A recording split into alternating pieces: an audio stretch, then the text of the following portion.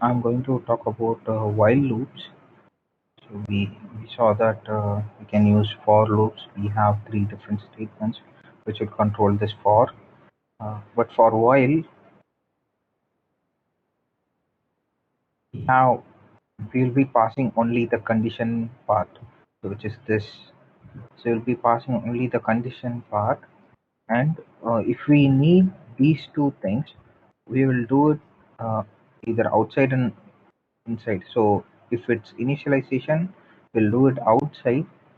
If we need just if we need to increment this, we'll do it inside. Yeah, that's how a while loop is going to work. We can achieve the similar thing as in the for loop by using while also. Yeah, but at times where the condition is not just regular, like it's not going to be just going from a value of 0 to some value, like let's say 10 or 20. If that condition is not regular like that, where you're performing an action through a range, uh, you will be probably needing while, because yeah, here the conditions can be dynamic. Even here it can be too, but this is mostly focused on iterating from a range of numbers, starting from a specific value to end at a specific value. That's how for loops are considered. While is mostly when you have a condition which is like purely dynamic.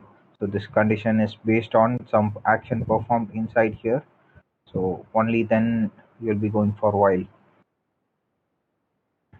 Yeah, I'm just commenting this code, and when I save it, let's see. Yeah, once I save it, we are only seeing only one card here. That means something must be wrong. Previously in this same example, we saw that we were getting two cards, which is from the playlist that we have. I'm just going to take this playlist and put it here. So always try to keep the variables that are needed for you in the closest place that you were performing the action. So here is where the action using the playlist is performed. So I just brought that variable and put it here. Yeah. So yeah, I'm commenting this and saving it. Can you place the I++ after the playlist element? I mean here.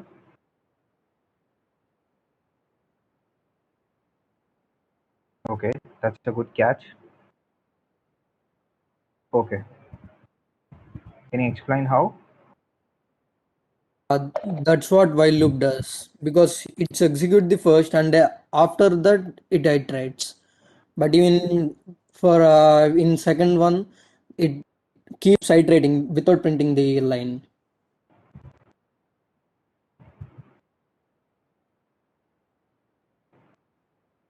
Okay, that actually okay.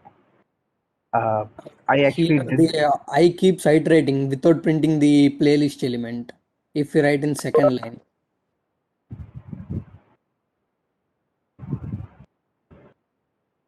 comes for first it comes I less than playlist length. Then it's true. Then it comes to second line. I++. It increases Mhm. without printing the second line. It goes iterating again and again and again. That's what while loop You calls mean it. it won't execute this line? Yes, yes, it won't execute the third line. We want to place iterating element at the last. Okay. So actually, why I wrote this is because I wanted to show. Yeah, I wanted to show something about debugging the code. So yeah. So there are we currently have a issue, right? So if you want to debug it, we would need something much more than just console and log. So yeah, I'm going to console log.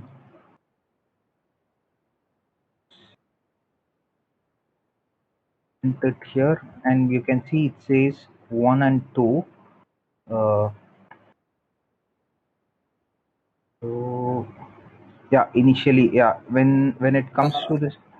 It's because it's only increment for 1. When I less for first I becomes 0, Mhm. then it gets I plus plus. When at 0 there is nothing to print right after that.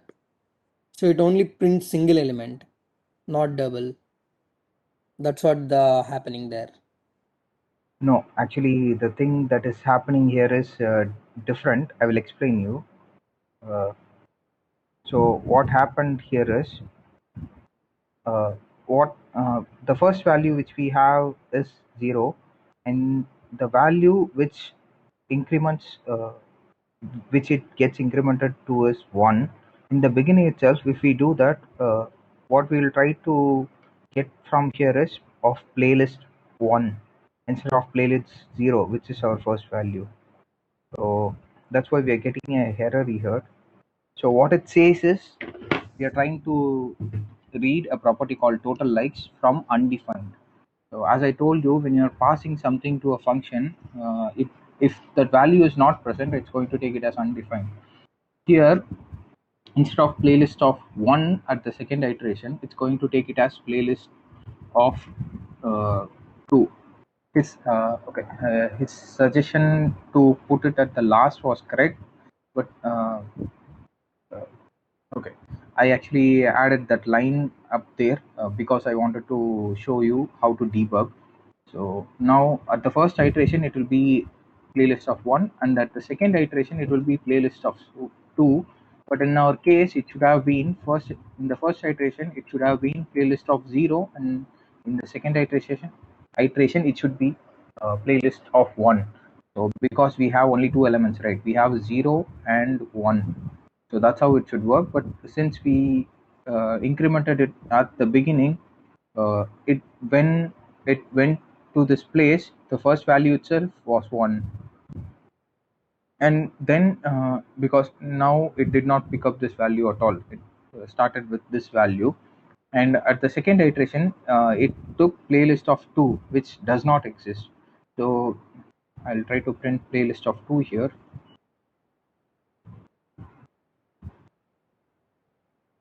List of 2 here, and now you'll see undefined. That's because that value is not present in that list itself. We have only playlist of 1 and playlist of 0. This is playlist of 1, and we have playlist of 0. So yeah, I'm saving it, and I'm going to uncomment this code. We see this problem, and we also see that, yeah, we got only one value from here. I'm saving it. So here we have an option called as breakpoint, which we can use. So here I just added console log that works in this case too, but it's not more interactive, and you have to change your code, and that code should rerun, and then only you will be able to see the difference. Uh, but in our case, we also have an error here, which just clearly denotes that something has gone wrong. But at situations you will not know what is going wrong, so you have to see much more thing from your code which is executing. So in the browser, yeah, how I navigated now is from this error. If I click it, we have this script file, right? So this is sent to the browser, and that's how it is getting executed. When I click this script file, it takes me to this objects.js, which is the same file. And here on the line where I want to see what is happening, I can add a breakpoint here. So this is called the breakpoint, and when the code runs, if the code stops at this point, you'll be able to see all the variables surrounding it. So let me refresh the page, and you can see it has stopped. Nothing is printed yet, and this is how the page will look like. So it says passed in the debugger. So now we are in the debug mode. This is the breakpoint. When we add a breakpoint, it's going to stop the execution, and let us see what are available in the page. I'm going to, yeah. Now we can see a lot of things here on the right. This is the scope. We talked about scope, right? In our scope, we have so many things accessible. We have these variables which we created. Those are accessible to us. So those are in the scope of our variable. And yeah, it also says in which line the breakpoint has stopped. We have much more options here. We'll discuss on this later. One thing which you have to remember is the call stack. So call stack is actually the place where the execution happens. So it's the stack. Stack means just you put in values in that, and uh, only the value which you put at last can be taken first, which is last in and first out. So that's the idea of stack. So stack is where you will see the functions. So here we don't have any function, so it directly executes under the main function itself. We'll discuss on this later. Here, yeah, we can see when I hover on this variable, I'll be able to see the value inside it. When you normally do this by opening this file, it won't work. Only if you stop it after this breakpoint, it will work. So now we have this playlist length as 2, and now since I incremented the value in the beginning itself, what happened is I has become 1. Now it's showing me the incremented value itself. I can we can see that we have a playlist of I also have I available here. Now I can go to console and put playlist of I. Yeah. First, let me type playlist. Yeah, we have this playlist, and we also have the I, which is now okay. Mm, okay, something is odd.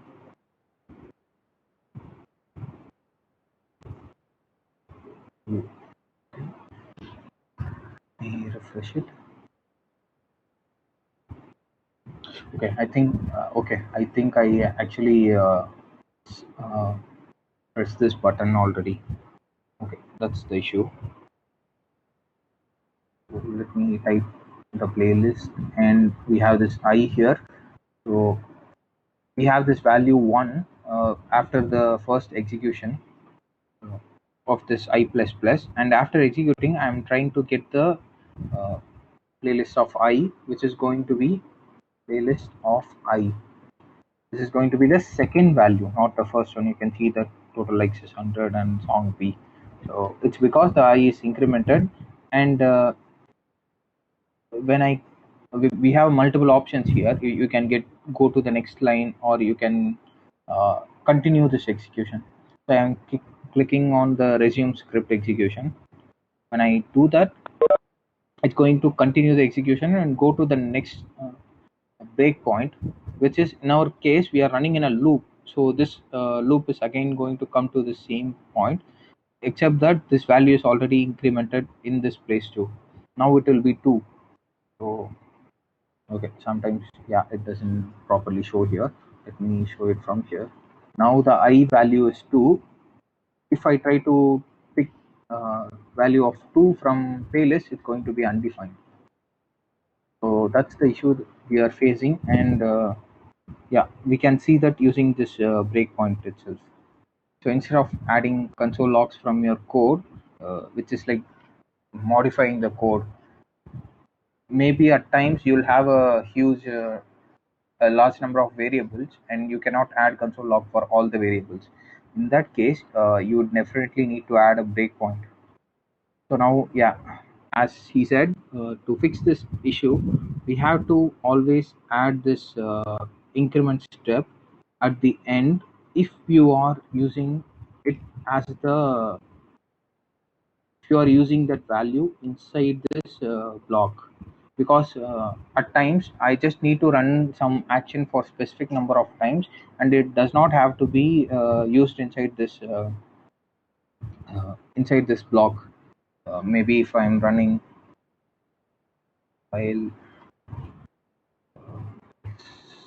it's the same thing, it's already declared. Let me remove the let, do this, and be less than, we'll have a variable for total count equal to 100, and if total count less than total count, I can do it like this. I can increment it at the beginning and then do any work which is not relating to that variable.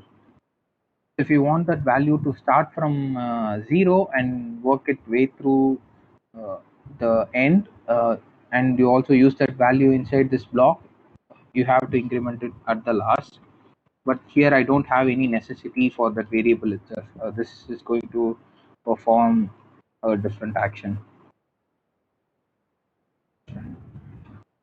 So now we don't need that variable and it's going to work as expected. So you have to understand the distinction where you can use this variable inside this block and not use it inside. Yep. So yeah, that is about while loop.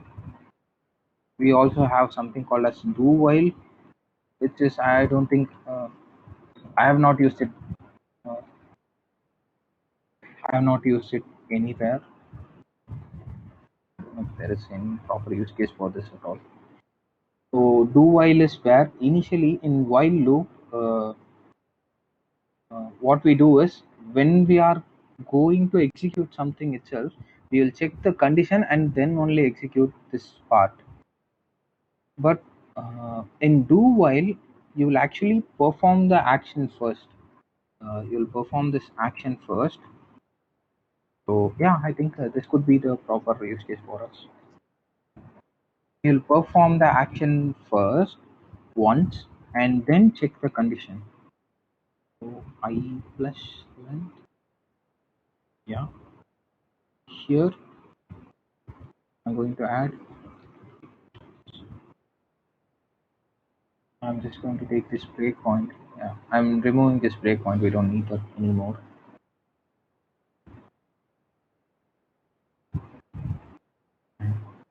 I'm saving it.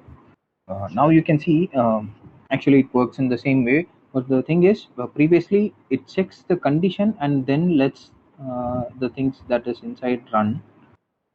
To properly show that example, I'll make this as 0 because we have the value itself as 0. Commenting these 4 lines. So now the value given itself is 0 and 0 less than 0 is false. So that's why this action is not happening. I'm commenting this and I'm commenting the do while. And here I'm going to do the same. It's going to be 0 here too. But if I save it, you will see that the first card is shown here. That's because this do while part, this block is actually executed at the beginning itself, and it does not check for the condition. So it checks for the condition after doing this first execution. So after doing this, now the value is going to be 1, and after which it's going to check the condition 1 less than 0 and then it fails. So that's the only difference between while and do while. Yeah. About loops. We saw about functions. So functions are like more complex, not complex, more useful things in programming languages such as JS and Python, because they can do much more than other languages. Like you can pass this function into another function as a argument. So how we pass this object from this playlist into this function. Likewise, you can pass this function itself into another function. So it would usually be referred as a callback function. So, and you can also save a function inside a variable. Let me show you. Can do something like this. Yeah, add to. So previously we were creating a function by using function and function name and parenthesis. then we open the curly braces. This is how we were writing, but now we are going to assign it to a variable itself. So this is not something which some high level languages can do at all. You cannot do this in Java or C, C++. But yeah, this is quite possible in Python. Here, yeah, what I'm doing is I'm using the same keyword called function, but here I don't have a name for it. I just write the parenthesis and then the curly braces. You can define any statement inside it, how you do usually. And now you can use this function in the same way as how you do. Yeah, we'll usually have here,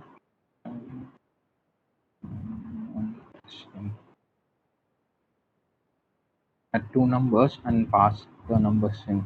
So it's just going to be the same way in which you will execute this function, but the declaration is different.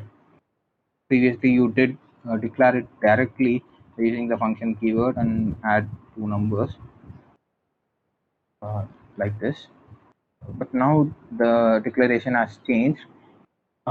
You can ask why, because this is the good part about JS.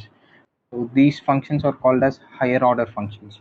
So like or first class functions. There are multiple ways in which they are referred. So these first class functions are can be treated as a variable, also can be used also can be used uh, as an argument for another function. Now here I can actually pass another function itself into this. Maybe let's say I'll pass in this add two numbers itself into this function. That is quite possible, but this is not possible in some of the languages. So yeah, this is actually one of the core features in JS uh, for callbacks.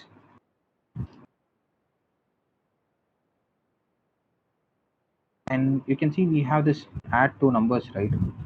We have this regular function, but this looks quite large. We have something called as an arrow function here. That is where uh, assigning a function into a variable comes in. So this arrow function has a slightly different syntax where you still have a parenthesis, but here instead of curly braces,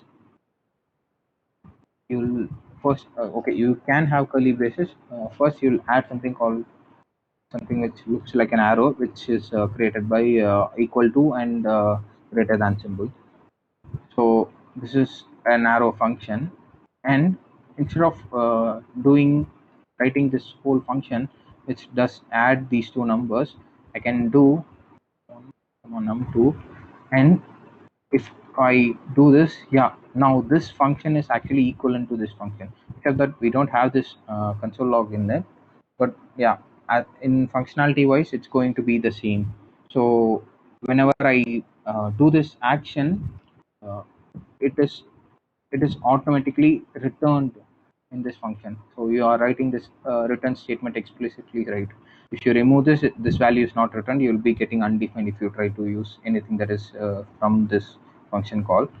So you have to add return explicitly in the function, the regular function. But in arrow function, anything that you put after this curly braces, sorry, anything you put after this arrow is going to be returned. So num1 plus num2 is actually will be returned. Let's see that into console.log, two numbers, and yeah, saving it.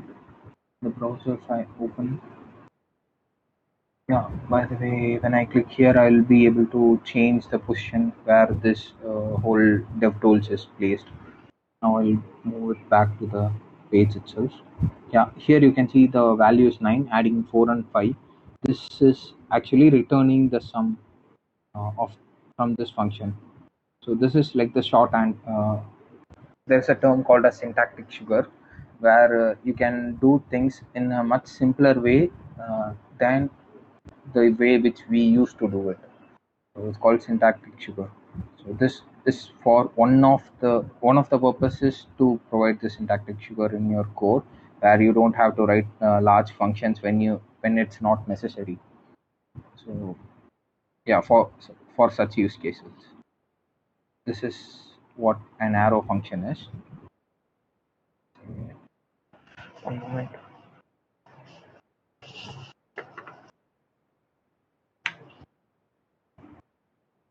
Yeah.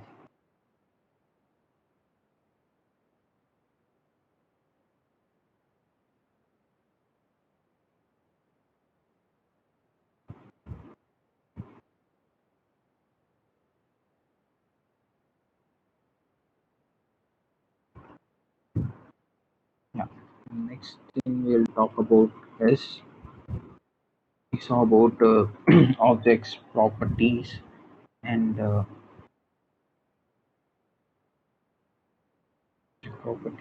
loops. So here I'll go back to this calculator. Let me take this, bring it down here, and in this calculator, um, let me add a log statement and show you the calculator, which is going to be an object. This is a calculator. So inside this calculator, I can now write a function. We saw that we will be able to write functions like this. So these are usually referred as anonymous functions, because those function does not have name, just that we are actually assigning that function itself to another variable. Now that we are able to access these variables, access these functions using that variable. So but basically these are called as anonymous functions because we did not name those functions directly. So all the arrow functions are going to be anonymous functions. You cannot write an arrow function like a normal function. You cannot write something like this because you don't have a naming option at all. Naming option is only available in a normal function. Yeah. Inside this, I'm going to add the same thing. We'll have this add two numbers and write a function here. So it's the same function. It's going to add two numbers. Okay. But instead of numbers from outside, passing numbers from outside, let's rename it as in add operands. So basically this is a calculator object. So object is something, yeah, you have to compare it with a regular object. You see anything is like an object. So your mobile is an object, so this mobile will have properties. Yeah, so calculator itself is an object which has operands. In our case is like the first value and the second value, because we are dealing currently now with only two values, which would be much more simpler to explain. First is the operand 1, yeah, and operand 2, and we are performing actions only on the specific operands. So that's why I renamed it as add operands and passing it a function instead of regular values to this key inside this object. So this function is going to add two values. So instead of these values being passed in the argument, now they are going to be from this calculator itself. So you can use calculator dot operand 1 here, and calculator dot operand 2. So you can now see that we have the third guy, which is add operands function introduced in our object itself. We can now call this function calculator dot. Previously we were calling add operand, sorry, operand one, right? Now we can call it in the same way, but for a function, yeah, you have to invoke it, which is by using the parenthesis. Yeah, when I save it, you can see, yeah, it's going to print these two values which are picked up from this calculator object. But the thing is, this is not how you should use this value. The proper way is we have something called as this. This is called as a context. So I think I showed you a image and asked you where would you probably do a surgery, uh, in a hospital or in a home, which is the ideal way to do it. uh, it was actually in a hospital. So that is called as uh, the context where something is happening. So this is a function. uh, Add operands is a function which is working in context of this object. So this now refers to the object itself, object in which it's going to work. So if I put this, let this be. I'm just going to do control log and say um, this. Just going. It's a special keyword. I'm going to save it. Now you can see it actually printed out that object itself. So do you get the idea? So this means that object. So instead of doing calculator dot operand one, you can do this dot operand one, which also means the same object. I'm replacing it with this because this function actually is inside the calculator. So only then you will be able to use this to refer to this object. But when I come outside and use this is going to be totally different. When I save it, you'll be able to get this object called as window. If you remember, this is what I called as the global object. So when you run anything from outside, which is like not inside any function, so the script is directly executed in the top level. And when you type this here, now it's actually referring to the global object. Yeah, so it says global this. So global object in the browser is called as the window object.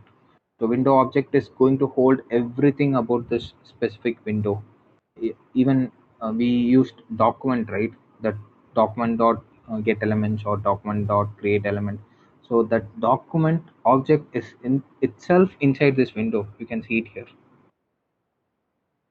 So so this actually works differently depending on the context. So wherever you're using this, you have to be more aware of what the context is and how you should use it. So here actually the value is inside the here actually the value is inside this function is inside the calculator, and that's how it uh, understands that this refers to the calculator. But I also told that functions can be stored in variables. Add operands copy. Let me take this variable, sorry, take that function into another variable. Okay. Now I'm going to call this function. Now this is the same function. Okay. This is actually the same function, and just taking that function into a variable. So now I'm going to execute this function. You can see the difference here. I'm actually calling that function. If I don't call it, it's let me comment these two for now. I'm saving it. If I don't call it, it's going to return me that function itself, which is of type object. Here just for visualization they are showing it like this, but it's actually of type object. So only if I call it, it's going to execute. Calling is done by uh, this open and close parenthesis. We'll save it. Yeah, you can see the difference now. So likewise, I did not call it. I actually took only the part where you are referring to that function. So I just assigned it to this variable, and now here if I save it and call it, you can see it's actually behaving differently. You're not getting 30 plus 20. That's because now since I took that variable out of this object, now its scope is changed. Sorry, the context of it is changed. So the first value is executed inside this context. called as the context of the calculator itself. Since I took the uh, add operands outside and assigned it to a different variable, now it does not belong to the, you are not referring it to referring this function as something which belongs to the calculator. You're just referring it directly as a simple function. So now you do not have any context to it. So by default, it actually assumes the context as the global context, so which is the window. And since inside window we do not have these variables called operand 1 and operand 2, uh, it actually tries to add undefined, and then this is how we ended up with nan. Nan means not a number. Let's see for sure if that value is nan. If that value is undefined, I'm going to print the 2, removing this context. Yeah, you can see both of the values are undefined because it is trying to pick up those two values from the window object, which is not present. Yeah, this is about context, which is like um, quite uh, you'll face issues in this if you don't understand it properly. Yeah, it's going to be, you'll get stuck in this for like hours if you don't understand this concept. So that's the difference between a normal and an arrow function. We saw that uh, we saw a regular function, right? Now this regular function actually tries to take the parent object scope and assign it to itself. So but if I change it as arrow function, let's see the difference. Now you can see both the values are nan. That's because arrow function have any does not prepare itself for a context. It takes any context that is either it should be available outside. Basically, it takes the context of its parent. Here we don't have any parent. Our parent is actually the window object itself. If I print this, now you will be able to see that it actually picks up the window. So that is the difference between this normal function and arrow function. So normal function itself has a context from its parent object, but for a arrow function, you do not have the same. There is no context picked up from its object. It searches for a context which is already available. Yeah, that is about functions.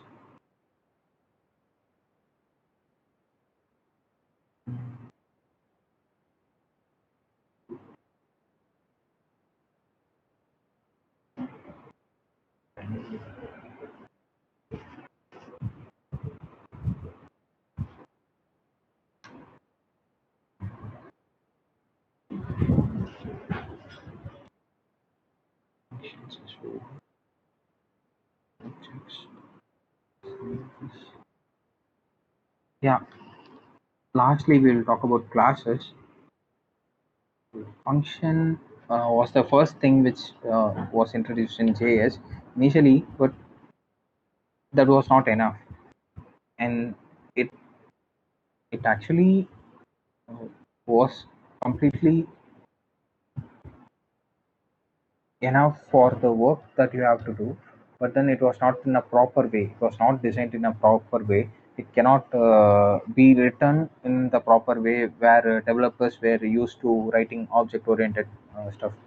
So that is where a class comes in. So class is basically a blueprint that you write for something. So in our case, yeah, let's say car.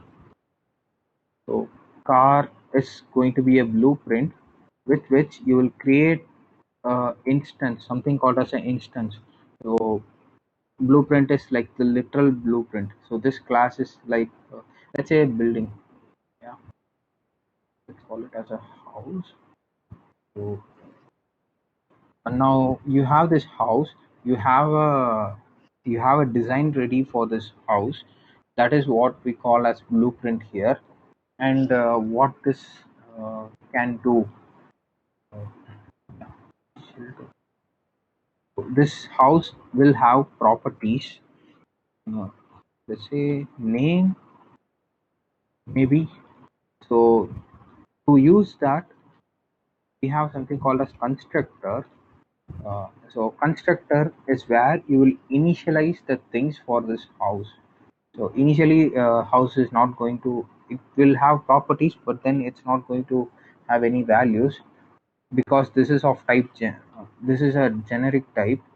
Uh, you can build a house. I can build a house. It is going to be different because it depends on the blueprint that you are going to use.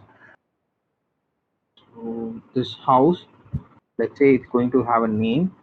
So now I can use this. Now this refers to the instance that is going to be created by this house. Dot name is equal to, I will receive an argument called name, pass it here and save it. So now I can create an instance. So what I mean by instance is I will build an object with this blueprint. So that object is going to be the actual house. So here I'm going to refer to that as my house is going to be the object that is going to be created using this class, equal to how. You have to type new before this new house, and you have to pass a name to it. So let's say, yeah, save it. Now I'm going to log this my house and save it. You can see now it created an object for us. Okay, I'm also going to print the class here. Yeah, so this is, yeah, just a class. uh, with this class I've created a object for us, so my house, and I just passed a name to it. Now we can see it is creating an object similar to how we were doing before, but then this is done by using a class. And it is we have a constructor is a special property available inside house, available inside a class. So you cannot use a constructor anywhere else in your code. You cannot write this inside a function or something. You can write a constructor only inside a class. So this constructor gets executed uh, when you're trying to instantiate this house, when you're trying to create an object with this class. So that's what happens here. When I pass in this value, now this value is going to be passed to this constructor. So I'm getting this name. So this string is what I refer to as the name variable here. And now I'm using this name and referencing it to the this dot name. Now this means this object. This is my house. It does not mean this class. It actually refers to the it it refers to the object that we are trying to create, and it assigns the newly obtained value called name to this object's name property. This does not have to be a name. This is called house. This can be called anything, house name. If I type it as house name, yeah, that's where this value is going to be assigned. Okay, so this is going to be a property of this house. Now I can, it's not necessary, yeah, now you can build any object using this blueprint. Let's say some let's do that. Let's say someone. Now if I try to export someone, save it, yeah, now you'll be able to see we use the same class here, but then we created two different objects. So this is how it works. We have this house. but then the objects that are built using that blueprint is going to be different based on the arguments that we are sending. And this house not just has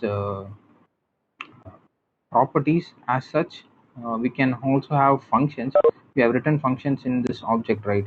We'll have the uh, same thing added into this house, like basically, yeah, houses for shelter people. So this is going to be the property of this house, where you say, yeah, when I save it, you cannot see that here because whenever you add something into this, it's going to go into the prototype. Okay, this is called as the prototype of this object where it is being built off. Only the properties are visible here. So inside this prototype, we have this shelter people. So we can now invoke this shelter people. So functions are basically actions, right? Perform a specific action. So here I can add sheltering.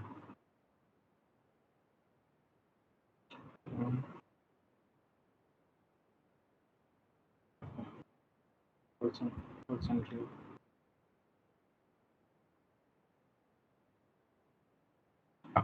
Just for now, I'm assigning it, saving it. Now I can call this shelter people by using this object. Now if I call this someone house dot shelter people and save it, now you can see it says sheltering someone because I'm calling this using the someone